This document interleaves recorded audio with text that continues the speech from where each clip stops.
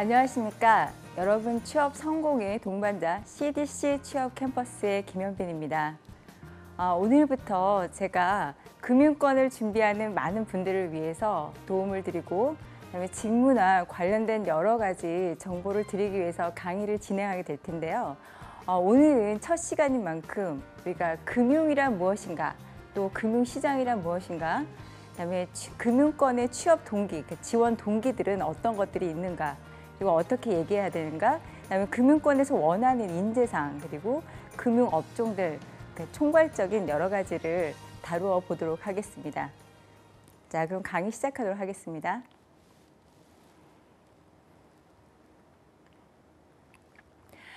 자, 여러분, 금융이라는 것이 무엇일까요?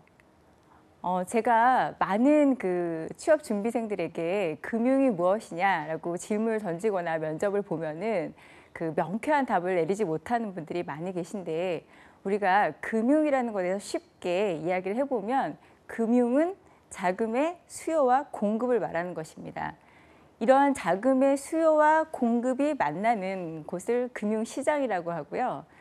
우리가 좀 더 사전적 의미로 자세히 이야기를 해보면 경제생활 중에서 은행, 증권, 보험업자가 시장 주체, 그러니까 예를 들면 예금자라든지 증권 투자자라든지 보험자에게 돈을 모아서 시장의 다른 주체들에게 돈을 빌려주는 행위 전체적으로 그것을 총괄적으로 말해서 금융이라고 얘기를 합니다. 그래서 이러한 서비스에 종사하시는 분들을 금융업자라고 하고요. 업자란 말이 조금 약간 좀 어색하게 느껴지기도 한데 나중에 뭐 금융 전문가라고도 얘기하고, 그리고 이러한 금융은 크게 개인 금융 또 기업 금융 분야로 나눠지게 됩니다. 자, 그러면은 우리가 금융권에 지원할 때 있어서 금융을 좀 어려워하시는 분들이 많으신데 왜 금융이 좀 어렵게 느껴지거나 그럴까 한번 생각을 해보도록 하는 것이 좋을 것 같아요. 여러분들, 사실 금융이라는 것이 우리 생활의 많은 부분을 차지하고 있고 우리 생활에 굉장히 가깝게 밀접되어 있는데도 불구하고 금융을 많은 분들이 조금은 어려운 분야라고 생각하시는 것 같고, 또 지원하는 많은 분들이 그런 어려움에 있어서 지원 동기라든가 아니면은 본인들이 금융권에 지원하는 분야에 대해서 좀 잘못 이해하고 계신 분들이 좀 많으신 것 같은데, 그러면은 우리가 그 많은 이유들 중에서 금융권을 왜 어려워하고 있는가 하고 두 가지 큰 이유를 한번 살펴보도록 하겠습니다. 여러분도 아시다시피 금융이라는 거는 다른 분야, 예를 들어서 뭔가 우리가 전자제품을 산다든가 아니면 뭐 컴퓨터를 산다든가 그런 것들은 어떤 실체를 눈에 보고선 그러니까 우리가 시장이라든가 아니면 이제 마트에 가서 그런 것들을 보고 이게 모양이 이렇구나 아니면 기종이 이렇구나 해서 비교도 해보고 그렇게 구매를 할 수가 있는데, 반면에 금융이라는 것은 어떤 은행이라든가 증권사나 또 보험 회사에 가서 가입을 할 때 설명만 듣고 그것을 가입하게 되는 무형의 상품이라는 것이 사실 금융을 조금 어렵게 생각하는 부분의 가장 큰 부분인 것 같습니다. 그래서 우리가 어떤 실체를 보고 금융 상품을 이해하는 것이 아니라 약정된 그런 어떤 약관이라든가 그런 것들을 보고 이해하게 되는데요. 그래서 금융을 조금은 전문 분야라고 좀 더 생각하는 그런 부분이 있고요. 또 하나는 우리가 이제 금융권에 지원하는 분들이 겪는 좀 오류인 것 같은데, 금융을 이해할 때 예를 들어서 보통 다른 제조업이라든가 서비스 분야라든가 그런 것들은 실제로 우리가 생활에서 눈에 보는 부분에서 많은 것들이 이루어지는 것들이 많은데, 우리가 이제 은행에 가서 은행을 예로 들어보면은 은행의 이제 창구, 그러니까 지점을 방문하게 되는데, 지점에서 일어나는 행위, 예를 들어서 이제 거기서 예금을 맡기거나 그런 거는 은행 전체적인 업무에 있어서 아주 일부분, 그러니까 조금만 이해할 수 있는 그런 부분이기 때문에 취업 준비생들이 지원 동기라든가 아니면은 직무에 대해서 쓸 때 전반적으로 이해하지 못하고 창구 업무에 한정해서 지원을 하게 되는 그런 부분이 되게 많은 것 같아요. 그래서 그런 부분이 조금 금융을 어렵게 생각하는 부분이 아닌가 싶습니다. 그래서 그런 것들에 대한 좀 살펴보도록 하고요. 그다음에 이제 업종, 여러분들 우리가 이제 크게 금융 쪽에서 우리가 지원하는 분야가 은행이 있고 또 증권사가 있고 그다음에 자산운용사, 보험이 있는데, 자, 그런 그 업종에 대해서 사실 다 같은 금융권이긴 하지만 약간의 차이도 있고 실제로 각각에서 원하는 인재상이 좀 차이가 있습니다. 많이 다른 부분도 있고요. 그래서 그런 부분을 좀 정확히 이해하고 가시는 게 좋을 것 같고요. 그리고 이제 그 자격증. 스펙이라고 생각하시는 그 자격증인데 자격증은 어떻게 보면 스펙을 넘어서 본인의 역량으로 만드는 것이 굉장히 중요합니다. 근데 여러분들 잘 아시다시피 자격증이라는 것은 시간과 노력이 필요한 거기 때문에 단순히 계속해서 그런 자격증을 취득하시는 데만 열을 올리시면은 한 곳에 집중해서 본인의 노력을 해서 좋은 성과를 올리시기 어려운 점이 있는 것 같아요. 그래서 실제로 필요한 자격들이 무엇이 있으며 어떤 분야에 지원을 할 때 어떤 자격증이 유효한가에 대해서 한번 이야기를 해보도록 하고요. 그리고 우리가 이제 전체적인 지원 동기에 대해서 좀 더 면밀하게 한번 보도록 하겠는데요. 그 금융권의 지원 동기에 대해서 제가 한번 이제 막 많은 질문들을 던지면 조금 빈약하게 얘기를 하시는 분들이 많은 것 같아서 왜 그렇게 생각할까에 대해서 한번 얘기를 해보도록 하겠습니다. 자, 아까 금융에 대한 정의는 제가 말씀을 드렸고요. 자, 금융권 지원 동기. 지원 동기에 대해서 한번 생각을 해볼 텐데 여러분들 이제 제가 많은 그 금융권에 취업을 원하시는 분들을 만나고 있는데 그분들한테 항상 지원 동기를 물어봐요. 그러면은 지원 동기를 말씀하실 때 왜 금융권에 지원을 하느냐? 그럼 이제 대체적으로 말씀하시는 게 본인이 경제, 경영을 전공한 상경 계열에 있어서 이런 쪽에 많은 그 접할 기회가 있어서 금융권을 지원하고 싶다. 그게 많은 이유가 되고 있고요. 또 어떤 분들은 본인이 숫자에 강하다, 수치에 강하다. 그래서 나는 금융권이 잘 맞을 것 같다라고 말씀하시는 분들도 계시고 또 이제 어떤 분들 같은 경우에는 금융권이 투자 쪽 업무가 많은 것 같은데 투자란 업무가 굉장히 재미있더라라고 말씀하시는 분들이 많고요. 또 이제 부모님들의 영향으로 금융권에 지원하시는 분들이 많으신 것 같아요.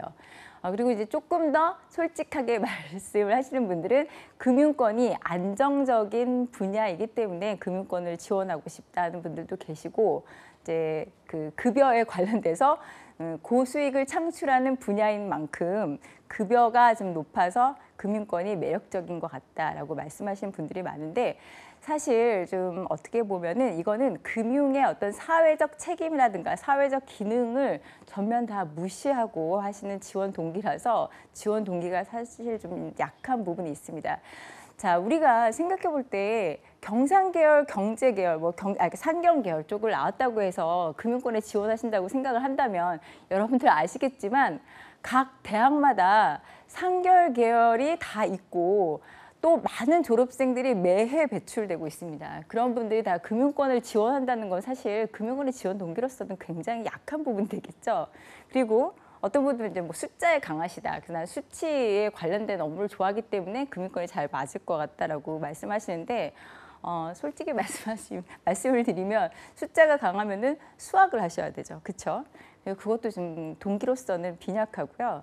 그리고 또 이제 투자가 재미있다라는 말씀을 간혹들 하시는데 여러분들 투자라는 것은요 굉장히 책임이 따르는 그 무겁고 어려운 업무입니다. 그래서 실제로 투자를 집행하시는 분들은 그 스트레스로 굉장히 힘들어하시는 분들이 많거든요. 근데 제가 보기에는 이제 대학생들이 뭐 모의 투자를 한다거나 그런 부분 때문에 투자를 재밌게 생각을 하시는 것 같은데 투자로 인한 부분은 사회적 책임도 따르게 되고요. 어려운 부분이 굉장히 많습니다. 그래서 그런 부분은 다 지원 동기로는 사실 약한 부분인데 실제로 인터뷰를 해보면 그렇게 대답하시는 분들이 상당히 많은 부분이 제 입장으로서는 조금 안타까운 그런 부분입니다. 그래서 우리가 금융의 올바른 역할에 대해서 한번 좀 생각해 보는 것이 좋지 않을까 생각합니다. 제가 아까 여러분들한테 금융이 뭘까요? 라고 말씀을 드렸는데 여러분들 금융의 그 기능을 조금 생각을 해보시는 것이 좋을 것 같은데요. 금융은요 제조업이라든가 유통업이라든가 그 기타의 다른 서비스업과는 달리 그 혼자서 나아가기는 어려운 부분이 있습니다. 뭐 물론 이제 제조업이라든가 뭐 유통업 그런 것도 다 같이 맞물려서 일하는 것이긴 하지만요. 어떻게 보면은 모든 전 산업 분야에 걸쳐서 금융이라는 거는 어떻게 보면은 혈행 공급과 같은 역할을 하는 것이 사실 금융의 역할입니다. 예를 들어서 제조업이라든가 아니면 유통이라든가 그런 것들이 곳곳에 그 자금이 필요할 때 자금을 공급해주고 그래서 잘 돼서 수익을 내도록 해서 수익으로부터 금융기관도 또 많은 혜택을 받고 그래서 동반 성장에 대한 그 어떤 가치라든가 그런 책임에 대해서 실질적으로 많은 부분을 좀 생각해 봐야 되고 또 우리가 개인 금융에 비추어서 생각을 해본다면은 개인이 어떤 이제 직장을 얻고 또 나중에 결혼을 해가지고 주택을 구입한다든지 나중에 자녀의 학자금을 그 대출을 받는다든지 하는 그런 생활에 있어서 많은 것을 도움을 받고 또 그런 부분으로부터 수익을 창출해서 또 금융기관도 함께 성장하는 그런 부분에 있어서의 그런 책임을 공감하고 그런 것들을 좀 더 지원 동기에 많이 맞물려서 얘기를 하신다면 훨씬 더 좋은 성과를 거두실 거라고 제가 생각을 합니다. 예, 그러면 저희가 금융이 무엇인가, 금융의 사회적 역할에 대해서 한번 이야기를 해봤고요. 자, 그러면은 그 각각의 업종에 대해서 한번 생각을 해보도록 하는 것이 좋을 것 같습니다. 자, 여러분들 은행은 그 이제 가장 많은 금융기관이라고 이제 생각하는 곳이 은행, 증권회사, 자산운용사, 이제 보험 이 분야가 대표적인 금융 업종들인데요. 여기서 제가 나중에 이제 각각의 직무에 대해서 설명을 해드릴 때 각각 업에 대해서 좀 자세하게 설명을 드리긴 하겠지만 간단하게 살펴보면은 은행은 여러분들이 뭐 쉽게 잘 이해하시겠지만 예금을 받고 대출을 해주는 곳이죠. 물론 이제 기업에 관련돼서는 여러 가지 다른 뭐 신용장 발급이라든가 그런 여러 가지 그 기능이 있기는 하지만요. 대체적으로 우리가 이해하는 전반적인 것은 이제 예금을 받고 예금을 대출을 해주고 그런 기능을 생각을 하시면 되고요.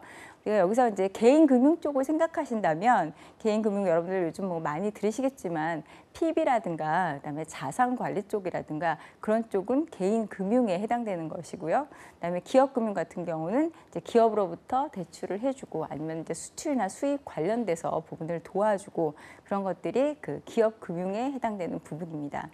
자, 증권 회사는 은행 쪽하고 이제 달리 이제 주식과 또는 채권 그런 것들을 발행하고 또는 기업 공개에 관련돼서 주관사가 돼서 도와주기도 하고 그다음에 M&A 그러니까 기업을 팔고 사고 하는 부분에 있어서 도와주게 되는데요.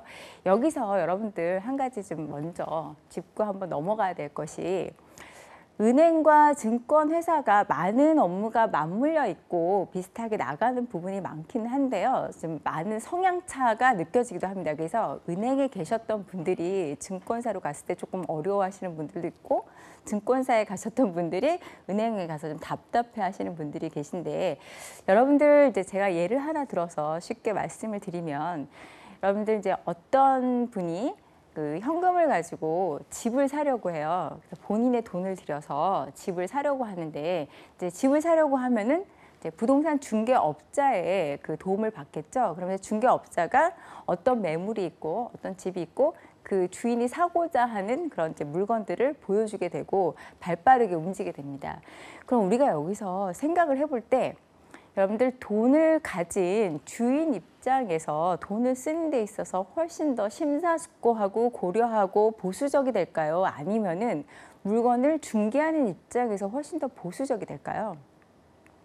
네, 당연히 그 돈을 직접 그 써서 물건을 사려고 하는 입장이 훨씬 더 보수적이 되겠죠. 왜냐하면 손해를 입게 되거나 그런 부분에 있어서 주인이 가장 타격을 받기 때문에 그런 부분에 있어서 훨씬 보수적입니다.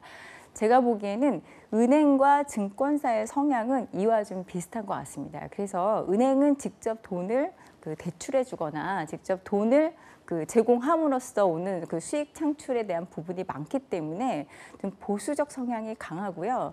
항상 보수적 성향을 가진 금융 관계가 많이 이루어지는 곳이 은행입니다. 그리고 증권사는 그런 은행에 반해서 약간 그 딜을 중심으로 움직이는 어떤 브로커리지, 중개의 역할이 강하고 그다음에 이제 주식 매매라든가 그런 부분에 그 중개 역할을 하기 때문에 증권사들은 훨씬 더 그 발빠르고 적극적이고 어떤 부분에 있어서는 조금 공격적이라고도 얘기하기도 합니다. 그래서 약간 그 은행에 계신 분들이 증권사로 갔을 때는 좀 약간 그런 부분에 대해서 그 맞지 않는다고 호소하시는 분들도 계시고요. 증권사에 계신 분들은 상대적으로 은행에 계신 분들은 좀 답답하다고 생각하시는 분들도 계십니다. 자, 그다음에 이제 자산운용사는요. 그 우리가 채권이나 주식 같은 거를 직접 매매하거나 하는 것들은 증권회사고요. 그런 주식이나 채권 또는 다른 그런 어떤 대체 투자나 그런 것들을 실질적으로 투자를 해서 그 운용을 하는 역할을 담당하는 곳이 그 자산운용사인데, 여러분들 자산운용사를 생각하실 때는요, 그 펀드를 생각하시면 될 것 같아요. 요즘 뭐 시중에 나와 있는 뭐 어떤 회사의 인덱스 펀드라든가 아니면 뭐 차이나 펀드라든가 광물 펀드라든가 그런 것들이 다 자산운용사에서 직접 운용을 해서 판매하는 상품들인데, 여러분들 자산운용사는 직접 자산운용사를 찾아가서 그런 펀드를 구입하지는 않고요. 증권사라든지 아니면 은행이라든지 아니면 보험사를 통해서 자기네들이 그 운용하는 펀드를 판매하게 됩니다. 그래서 우리가 펀드를 가입하게 될 때는 어떤 일정 기간 동안에 그 일정 기간이 지나면은 정기적으로 그 펀드의 운용을 어떻게 했다는 것을 보여주는 분석 보고서를 받게 됩니다. 그래서 내가 투자한 것이 이렇게 뭐 저기 아프리카의 어느 지역에 투자를 해가지고 운용을 하고 있구나, 그런 식으로 이해하시면 될 것 같고요.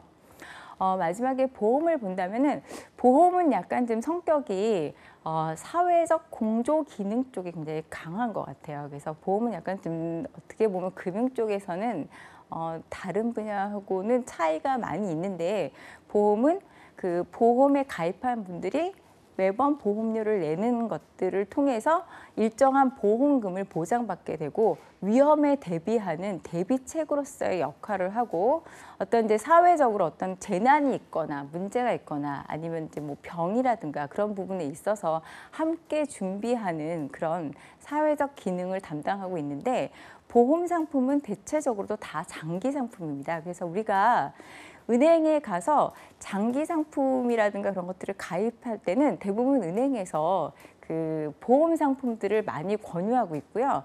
이렇게 보험과 은행이 연계해서 그 판매를 하는 거를 방카슈랑스라고 하죠. 뱅크 플러스 인슈어런스의 합성어고요. 그래서 보험 상품을 은행에서 담당해서 판매하게 되는데, 이런 보험 상품을 판매하는 은행에 계신 분들은 보험 판매에 대한 자격증을 취득을 해야 됩니다. 네, 간단히 이렇게 말씀을 드렸고요. 나중에 이 부분에 대해서는 저희가 직무에 대해서 좀 더 자세하게 살펴볼 때 그 부분에서 좀 더 되짚어 보도록 하겠습니다. 자, 그 다음에 금융시장의 어려움에 대해서 제가 한번 좀 꼭 말씀을 드리고 싶어요. 왜냐하면은 제가 그 처음에 도입부에도 말씀을 드렸지만, 금융이라는 것은 다른 산업 분야하고는 달리 단독으로 어떤 물건을 판매하면서 수익을 올린다든가 그렇게 단독으로 가는 것이 아니라 다른 산업 분야를 도우면서 가는 부분이 굉장히 강해서 사회적 책임이라는 부분이 강합니다. 그래서 특히 이 금융권의 윤리성이라든가 책임감이라든가 그런 부분이 되게 강조되고 있고, 특히 최근에는 그 은행에서 사람을 뽑을 때는 어떤 그런 인문학적 지식이라든가 그런 것들을 많이 그 요구하고 있는데, 그런 부분은 그 어떤 금융의 사회적 책임과 일맥상통하는 것 같아요. 자, 금융시장의 어려움을 말을 할 때 여러 가지 우리가 이제 금융 위기를 겪었는데, 그 가장 세계적으로 강타를 했던 2008년도에 금융 위기를 한번 이야기해 보는 것이 좋을 것 같습니다. 그리고 이 금융 위기에 관련돼서는요, 사실 인터뷰에도 관련해서 뭐 똑같이 뭐 2008년 금융위기에 대해서 얘기해봐라 그런 형식은 아니지만, 그 부분에서 기초 지식이 있는가를 검증하는 문제들이 간혹 나오기 때문에 한번 여기서 되짚어 보도록 하겠습니다. 자, 우리가 2008년에 전 세계를 미국으로 시작해서 유럽과 아시아 지역까지 강타를 했던 그 금융위기 2008년 서브프라임 사태가 있었는데요. 이제 달리 리만 브라더스 사태라고도 하고요. 이제 2008년 금융위기라고도 하는데 이게 시작되는 건데 여러분 이제 서브프라임이 뭘까요? 네, 서브프라임이라는 거는 신용 등급을 말합니다. 그래서 주택담보대출을 받는 데 있어서 가장 그 신용이 좋은 분들, 그러니까 주택담보로 신용 그 대출을 받아서 이분은 갚는데 아무런 문제가 없겠다, 그리고 잘 갚을 수 있는 능력이 있다 하는 분 중에서 가장 최고의 등급을 프라임이라고 하고요. 그 밑에 등급, 그러니까 대체적으로 갚을 수 있을 정도로 보인다를 알터너티브라고 하고요. 그 다음에 마지막, 그러니까 가장 갚기가 쉽지 않고 하위 신용 등급으로 매겨지는 것을 서브프라임이라고 했고요. 왜 이것을 서브프라임 사태라고 했었냐면은 이제 각종 금융기관들이 수익을 올리기 위해서 대출들을 계속 해줬었는데 프라임들 그 신용 등급을 갖고 있는 분들한테 이미 대출을 많이 해줬기 때문에 그 금융기관들이 이제 수익을 올리기 어려운 점이 있다 보니까 그 바로 밑에 이제 알터너티브의 그 신용 등급자들에게 이제 대출을 해줬고요.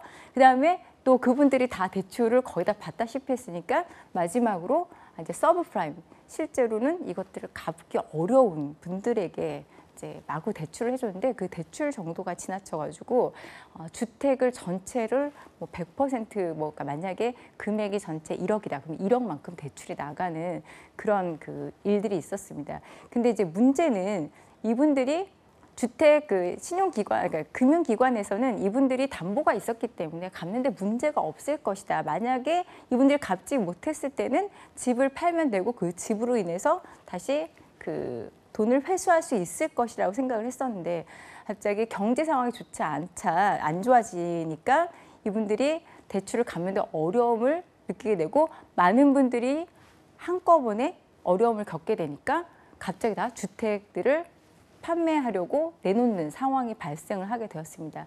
근데 이제 문제는 미국 자체에서 이분들이 그 대출을 받고 그러니까 신용기관이 그 대출 담보 채권을 갖고 거기서 끝난 것들이 아니라 이거를 파생 상품으로 만들어서 전 세계에 다 판매를 했어요. 예, 그래서 뭐 유럽 쪽 금융기관, 그다음에 아시아 쪽 금융기관, 그래서 파생 상품이 굉장히 연계돼가지고 제가 기억하기로는 이때 파생 전문가들, 뭐 파생 그 금융 상품의 파생을 결제하는 분들부터 이것들을 그 기업에 판매하는 분들까지 굉장히 많은 연봉을 받고 스카우트를 하는 그런 일들이 있었는데 갑자기 그 실제로 돈을 갚을 분들이 어려움에 겪게 되고 이 주택들을 갑자기 한꺼번에 다 시장에 내놓게 되니까 주택 가격이 폭락하는 그런 상황이 발생하면서 그 위기가 전 세계를 강타하는 그런 어려움이 있었습니다. 우리나라는 기존에 이제 1997년에 IMF를 겪으면서 기업들이 그래도 체질을 강화한 덕분에 비교적 유럽이라든가 다른 여타 나라에 비해서는 그 이제 위기라든가 그런 것들이 조금 그 여파가 작았지만 그때 그 기업들이 금융기관이 팔았던 그 파생 상품들에 의해서 파산을 하게 되는 정말 불행한 사태가 자행되기도 했었습니다. 그래서 우리가 이런 것들을 한번 살펴볼 때 금융의 올바른 역할이 무엇인가 한번 되짚어 볼 수 있는 게 아닌가 그런 생각이 듭니다. 그래서 여러분들이 금융기관에 지원을 할 때는 이런 그 금융의 역기능을 좀 더 심사숙고해서 우리가 어떤 금융인이 될 것인가에 대한 것을 이제 생각을 정립하고 그것을 지원서라든가 자기소개서에 잘 그 녹아서 쓰는 그런 그 지혜가 필요하다고 생각을 합니다. 자, 그러면은 우리가 이제 직무에 대해서 나중에 자세히 살펴보도록 하겠지만 지금 우선은 전문 분야에 대해서 간단히 한번 살펴보도록 하겠습니다. 제가 아까 처음에 이제 말씀을 드렸듯이 금융을 어려워하시는 가장 큰 문제점 중에 하나가 금융을 보게 되는 것들이 지점을 통한 창구 업무가 금융의 전반적인 업무라고 생각하시는 데서 오는 오류와 지원 동기라든가 자기소개서에서 보면은 그런 약간 생각의 차이가 좀 있는 것 같은데요. 그 은행이나 증권사의 주요 포지션들을 한번 살펴보면서 그 외에 다른 분야를 한번 살펴보는 시간을 갖도록 하겠습니다. 제가 이 부분은 영어로 기자를 했는데, 왜냐하면 이제 많은 여러분들한테 양해를 구할게, 많은 부분들이 이제 영어를 그대로 사용하는 경우가 많고요. 우리나라에서 이제 사용하고 있는 용어 자체가 영어로 해석한 것들이 많은데, 제가 해석을 해드리면서 그 영어로 같이 한번 보도록 하겠습니다. 자, RM이라는 분야가 있고요. 프로덕트 세일즈라고 해서 상품 판매하는 분야가 있고, 그다음에 크레딧 애널리스트, 그다음에 신용 분석, 심사역이라고 은행에서는 얘기를 하는데요. 그 분야가 있고요. 그다음에 이제 리스크 매니지먼트. 최근에 금융기관들이 돈을 많이 벌어들이는 것도 중요하지만 내부의 살림을 하는 것이 굉장히 중요하다. 그래서 우리 여러분들 아시겠지만 이제 아버지가 돈을 벌어오시고 어머니가 집에서 살림을 하신다는 기능에 한정해서 생각을 한다고 할 때, 아버지께서 아무리 많이 돈을 매일 벌어오시고 월급 많이 받으셔도 집에서 어머니가 살림을 꼼꼼하게 하지 않으시면은 적금을 하기도 어렵고 돈이 축적되기가 어렵겠죠. 그런 부분에 있어서 금융기관도 마찬가지로 이걸 리스크, 그러니까 위험, 다른 그 돈이 새어나가는 부분에 대해서 그런 관리를 강화하고 있습니다. 그래서 최근에 리스크 분야가 많이 그러니까 위험 분야죠. 위험 관리 분야가 매우 대두되고 있고, 그쪽에 지원하는 것도 많이 고려해 보셨으면 하는 생각입니다.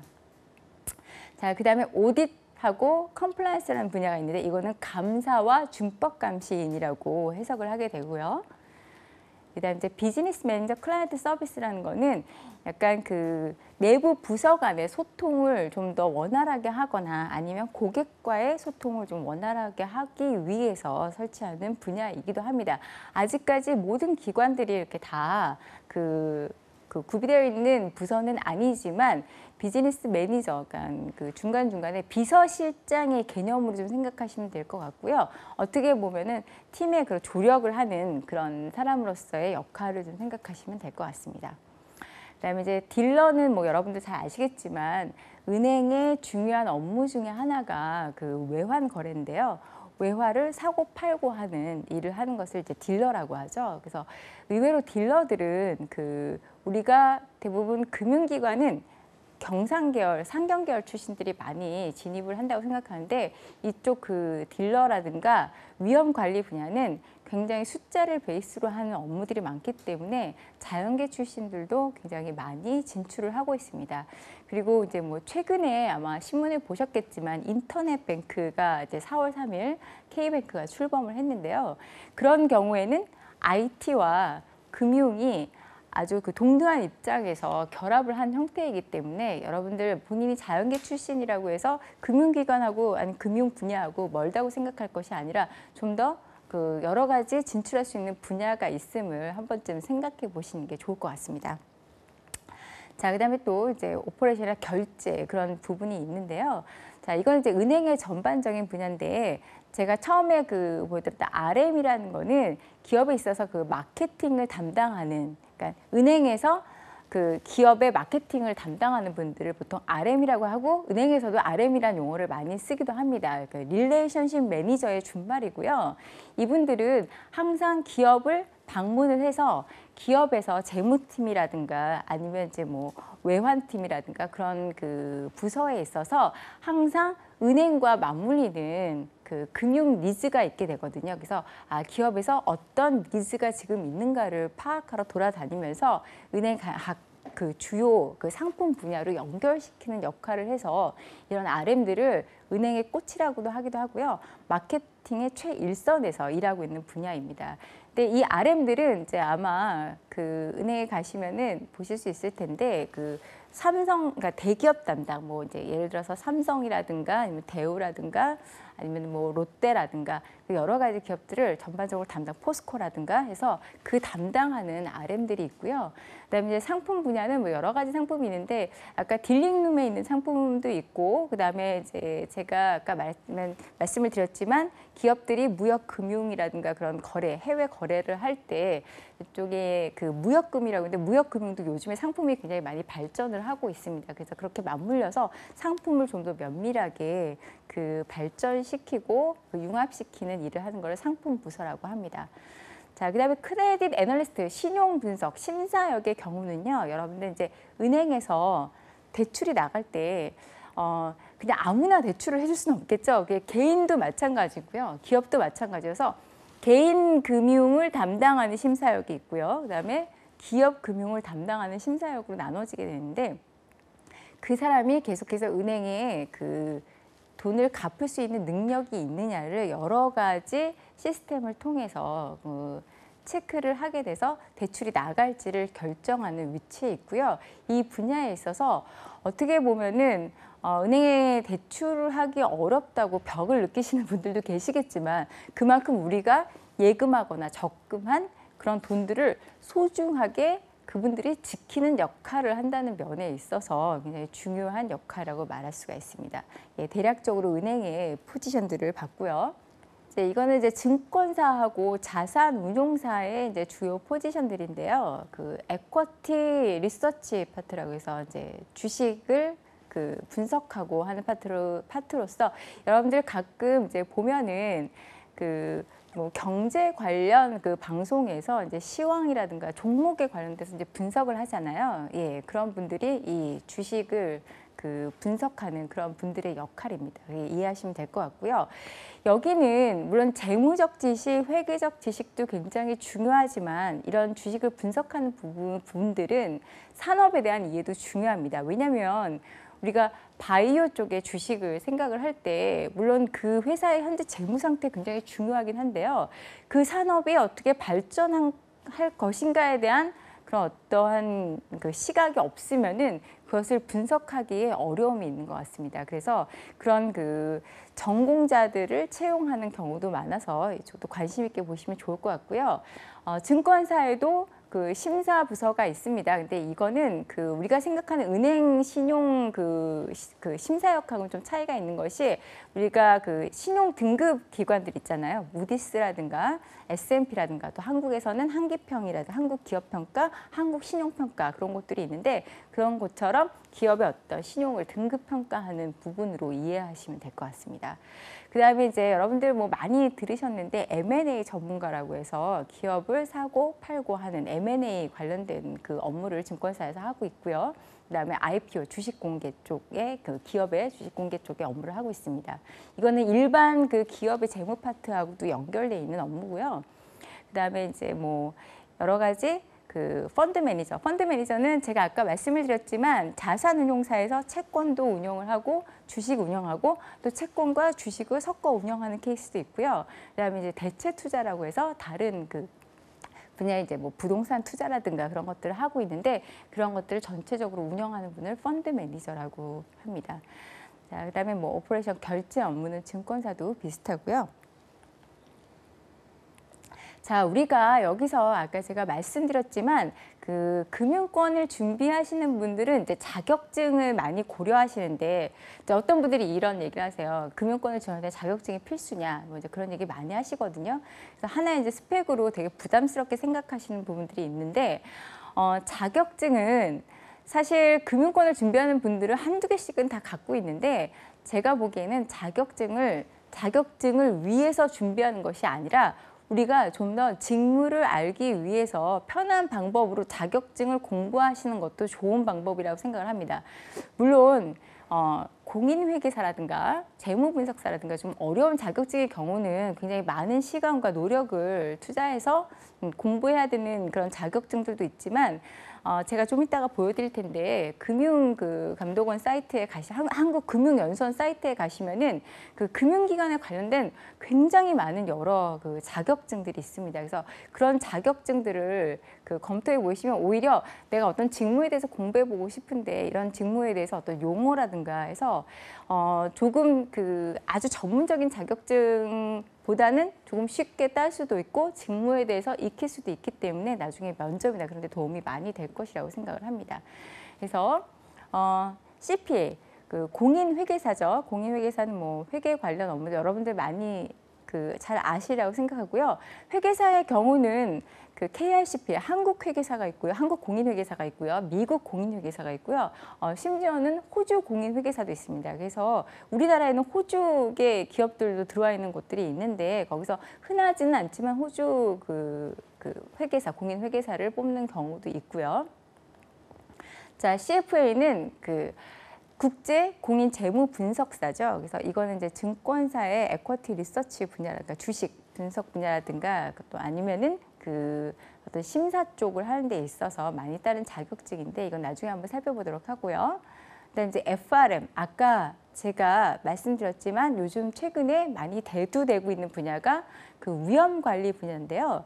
이쪽 그 FRM은 재무 위험 관리사라고 해서 그 준법 감시 쪽이라든가 아니면 이제 여러 가지 위험이 있는데 그게 뭐 마켓 리스크라고 해서 시장 위험이라든가 크레딧 리스크에서 신용 그 위험이라든가 여러 가지 위험들을 관련해 가지고 하는 부서에서 FRM들을 많이 채용하기도 합니다. 그래서 FRM들도 그러니까 그 좋은 자격증이니까 한번 관심 있게 보셨으면 좋겠는데 사실 조금 따기는 어려운 분야 중에 하나입니다.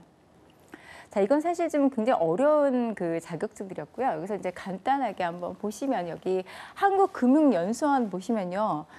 굉장히 많은 자격증들이 있죠. 그래서 여기 보시면 뭐 국가공인 신용분석사라든가 국가공인 여신심사여, 국가공인 신용위험분석사, 자산관리사, 뭐 중소기업 금융상담사, 아까 제가 말씀드렸듯이 그 컴플라이언스 부서, 그래서 컴플라이언스 오피서를 준비하는 분들에게 필요한 컴플라이언스, 준법 감시인 컴플라이언스 자격증도 있고요. 은행 텔러 자격증, 또 외환 전문역까지 굉장히 많은 자격증이 있습니다. 그런데 사실 이제 본인이 뭐 은행이나 증권사에 있어서 이러한 업무에서 일하고 싶다라고 생각했을 때 그거에 대해서 물론 이제 직무들을 공부할 수 있는 부분이 많긴 하지만 이런 자격증을 실질적으로 준비해 놓으면 훨씬 더 본인이 지원 동기에 있어서 이런 준비를 해왔다는 것들을 맞물려서 얘기할 수 있으니까 훨씬 성공 가능성이 높지 않나 생각합니다. 그래서 아까도 말씀드렸지만 자격증은 자격증만으로 끝나는 것이 아니고요. 자격증을 통해서 실제 업무를 배우고 내가 갔을 때 실무를 할 수 있게끔 역량으로 키우는 것이 굉장히 중요한 부분입니다. 그래서 어떤 분들은 금융계에 계신 분들은 자격증이 뭐가 필요하냐 그런 말씀들을 많이 하시는데 오히려 와서 실무를 배우는 게 중요하다는데 이제 학생들의 경우는 실무를 배울 기회가 없고 그런 이제 기회가 쉽지 않다 보니까 이런 자격증을 따고 나중에 인턴이라든가 아니면 아르바이트 생활 활동을 통해서 이런 것들을 실무와 이론을 접합시켜서 나가면은 좋은 결과가 있지 않을까 생각을 합니다. 자, 한국금융연수원 사이트 kbr.or.kr 꼭 한번 살펴보시는 것이 좋을 것 같습니다. 자, 그다음에 필요한 그 실전 자격증 이거는 증권 관련된 그 자격증인데요. 글로벌 IB 전문가 아까 제가 M&A라든가 그런 쪽 분야에 있어서 필요한 부분이고요. 자, 여러분 지금 여기 그 화면에 나오고 있는 게 NCS 사이트인데요. 요 이제 그 공기업을 준비하는 분들은 NCS 사이트에 많이 들어가서 보실 거라고 생각을 합니다. 그래서 요즘 뭐 NCS가 과연 필요하냐 또 다른 스펙이 아니냐에 많은 논란이 있긴 한데 저는 제 생각으로는 NCS 이 사이트가 국가가 만든 사이트고 여러분들의 부모님들 그다음에 주변 분들의 그 세금으로 만들어진 사이트인 만큼 우리가 적극 활용하는 것이 좋다고 생각하는데 저는 사실 NCS 사이트를 보고 놀라운 게 우리가 직무에 대해서 이해하기 좋게끔 굉장히 일목요연하게 잘 나와 있습니다. 그래서 제가 사실 NCS 관련된 강의는 아니지만 금융 분야를 설명할 때 있어서 특히 또 이제 금융기관 중에서는 그 공기업으로 간주하는 금융기관들이 있다 보니까 그 NCS 사이트를 활용해서 여러 가지 직무를 몇 가지 설명을 드리도록 할 거예요. 그래서 그걸 한번 보시면 여기서 특히 이제 우리가 보실 때 NCS 및 학습 모듈 검색이라는 게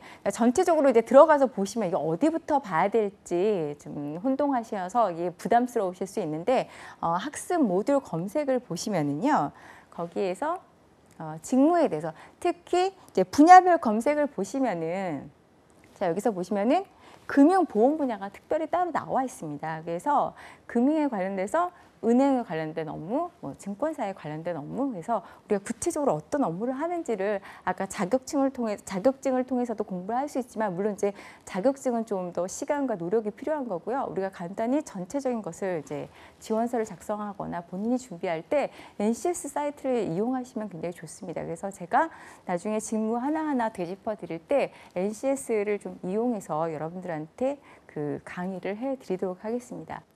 예, 저는 그래서 NCS의 사이트를 적극 이용해서 여러분들이 그런 직무에 대해서 이해하시는 것이 굉장히 좋은 방법이자 쉬운 방법이라고 생각을 하는데, 특히 올해부터 2017년부터는 전면 모든 공기업이 NCS 기반으로 그 인력을 채용하도록 되어 있습니다. 그래서 적극적으로 많은 기업에서 채용을 그 NCS 기반으로 하게 될 것이기 때문에 여러분들이 너무 크게 그러니까 NCS를 또 다른 스펙으로 생각해서 부담 갖지 마시고요. 사이트를 적극 이용하시고, 우리가 그 포털 검색 사이트를 계속해서 봄으로써 친숙해지듯이 여러분들 이것도 즐겨찾기에 놓으시고 자주 검색하셔서 여러분들 많은 그 효과를 누리시기 바랍니다.